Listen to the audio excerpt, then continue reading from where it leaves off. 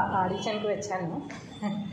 సామాన్యంగా మనం అనుకునేది ఏమిటంటే ఇన్ని సంవత్సరాల నుంచి చేస్తున్నాం కదా, ఎన్నో క్యారెక్టర్స్ చేసాం కదా, మనకి వాళ్ళే ఇస్తారు, పిలిచి ఇస్తేనే చేద్దాం అన్న ఉద్దేశంతో ఉంటాం అన్నమాట.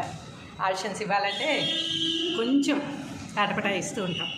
కానీ మంచి క్యారెక్టర్ పడాలి అంటే ఆడిషన్ ఇవ్వాల్సిందే అని ఈ మధ్య కొంచెం అర్థం చేసుకున్నాను. నేను అలాగే అనుకుని చాలా వరకు ఆడిషన్స్కి వెళ్ళడం మానేశాను. 10 సంవత్సరాలు తిరిగాం కదా, మనకేంటి అని. ఇది audition prime show entertainments auditions ఇవ్వక తప్పదు. మనం ఎన్ని చేసినా కూడా మనకు ఒక గుర్తింపు వచ్చే వరకు వాళ్ళు మీకు ఒక క్యారెక్టర్ అనుకుంటున్నాం మేడం, మీరు ఈ క్యారెక్టర్ మీరు మాత్రమే చేయాలి అని మనకు చెప్పే వరకు కూడా మనం తప్పకుండా ఆడిషన్స్ ఇవ్వాలి, చేయాలన్నమాట.